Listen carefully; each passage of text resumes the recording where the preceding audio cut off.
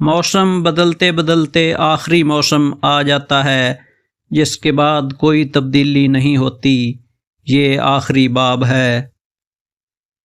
اپنے استعمال میں آنے والے رزق کو مناسب استعمال کرنا بھی عبادت ہے۔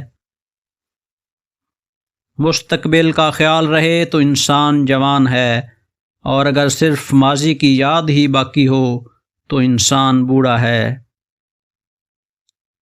انسان ظالم کو معاف کر سکتا ہے، لیکن اس کے ظلم کو بھول نہیں سکتا۔ فنا اور بقا کے درمیان نیند کا علاقہ ہے، جہاں انسان نہیں ہوتا لیکن ہوتا ہے۔ مؤدب اولاد پیری میں اپنی اولاد کو مؤدب پائے گی۔ اپنی زندگی کو کسی کا احسان سمجھنے والا پرسکون رہتا ہے۔ سب سے بڑی طاقت یہ ہے کہ انسان طاقت حاصل کرنے کی خواہش سے بھی آزاد ہو جائے۔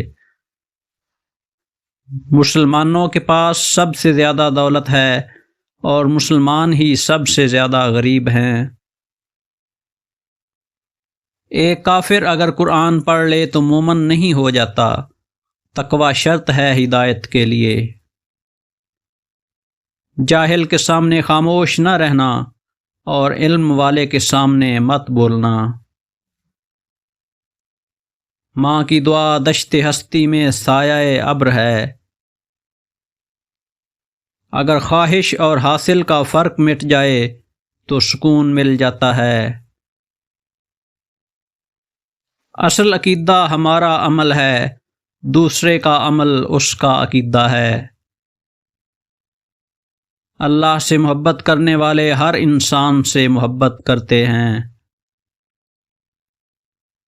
اللہ کے قریب کر دینے والا غم دور کر دینے والی خوشیوں سے بدرجہ بہتر ہے۔ طاقت کا استعمال حد سے بڑھ جائے تو اطاعت کی بجائے بغاوت پیدا کر سکتا ہے۔ زبان اور لباس کی یکسانیت خیال میں یکسانیت پیدا کرتی ہے۔ ہمارا اصل دیش ہمارے پاؤں کے نیچے مٹی ہے یا سر کے اوپر آسمان میں ہے۔ نماز کا مدعا صرف نماز ادا کرنا ہی نہیں، بلکہ نماز کے انداز اور مفہوم کو زندگی میں رائج کرنا ہے۔ صبر والوں کی شان نرالی ہے، ان کا ایمان قوی ہے، ان کے درجات بلند ہیں، ان کے جسم پر پیوند کے لباس ہیں، اور ان کے در پر جبریل جیسے غلام ہیں۔ ہم کسی کی دعا کی تاثیر ہیں، ہماری دعائیں کسی اور زمانے کو اثر دیں گی۔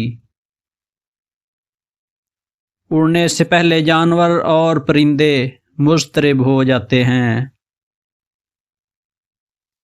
انسان کو جو چیز پسند ہے حاصل کر لے، یا پھر جو حاصل ہے اسے پسند کر لے تو سکون مل جاتا ہے۔ آرزو جب استعداد سے بڑھ جائے تو حسرت شروع ہو جاتی ہے۔ کامیاب فاتح آخر ایک قاتل ہی ہوتا ہے، ہلاکو یا سکندر اعظم کام ایک ہی ہے، اور غالباً انجام بھی ایک ہی ہے۔ انسان کا یہ کتنا بڑا المیہ ہے کہ اس کے اپنے ہی اسے بیگانے دیس میں بھیج دیتے ہیں، اور پھر اس کی جدائی میں مبتلا ہو جاتے ہیں۔ بڑھاپا دراصل جوانی اور جواں فطری سے علیحدگی کا نام ہے۔ در حقیقت ہر حقیقت حجاب حقیقت ہے۔